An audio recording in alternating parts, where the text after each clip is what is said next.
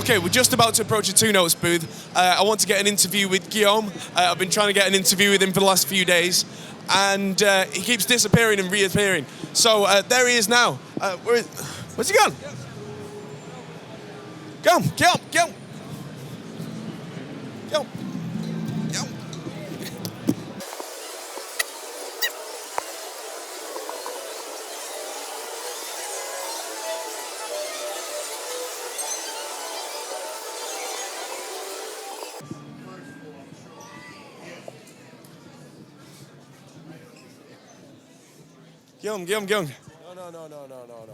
I've had enough. No, please, privacy, right?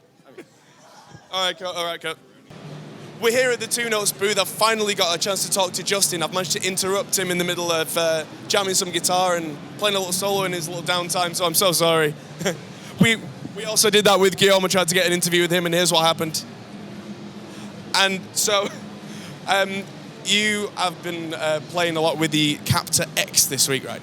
So I have a Captor back at my studio, and it's absolutely fantastic, but this is so much more, isn't it? So what does this do that the traditional Captor doesn't? So the first thing is, it does have all the same features the original Captor has, but it has a couple of changes, so we'll start there.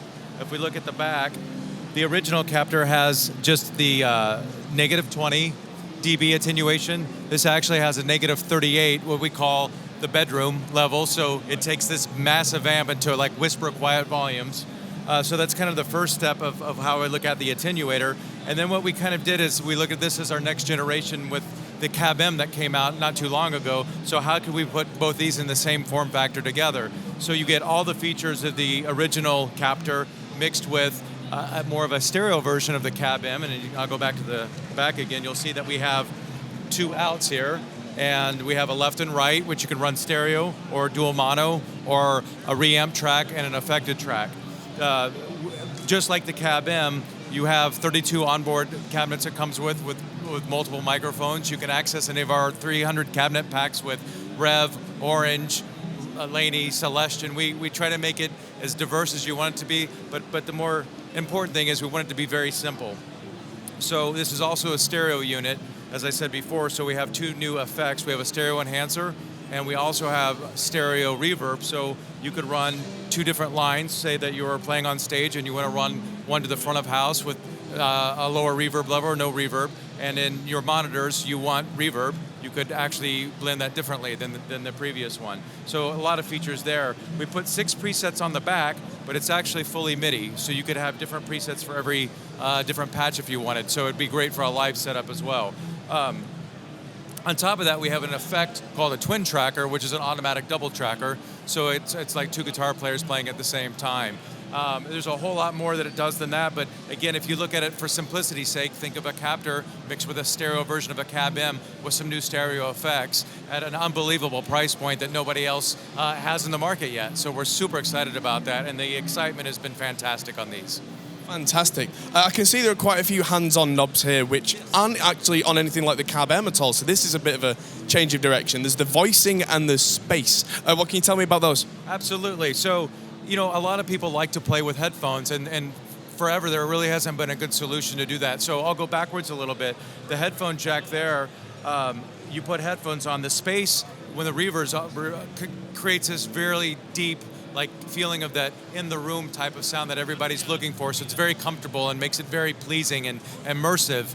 If the twin tracker's on, then it controls how much or how tight your playing is. So is the other you drunk or sober? So that space control will control the reverb or the twin tracker. The voicing was a switch that we wanted to add for a long time. So there's a center detent, which is the natural sound like you would have on the previous devices, but you can do some EQ shifting. If the sound just needs a little bit of polishing or a little tightening up, you can adjust that. And then we have our headphone level, and again, then the quick 6 presets on the front.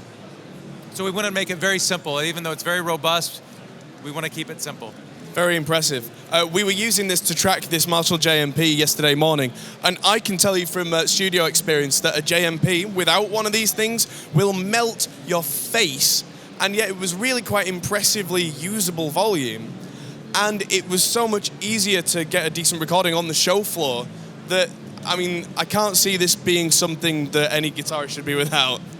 Absolutely, and you know how loud these are, so the fact you could stick it on a negative 38 and with the noise in here, you could barely hear it. So perfect for people in their bedrooms late at night that still want to play through their cabinet. You can do it at whisper volumes, and again, we have the club setting at negative 20 dB, just like the original Captor, so you can get a reasonable volume, or you can just run it full blast, or run it with headphones with no cabinet at all. So again, trying to hit the studio, the bedroom, the professional player all in one shot.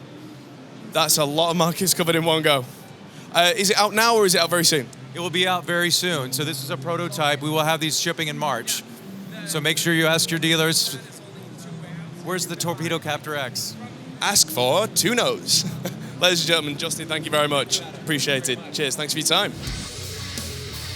Thanks for watching, guys. If you enjoyed this, feel free to check out our other videos, as you can find here, or check out our Facebook and Twitter, or our Patreon page, which helps us to make more videos like this. Thanks for watching, and we'll see you in the next video.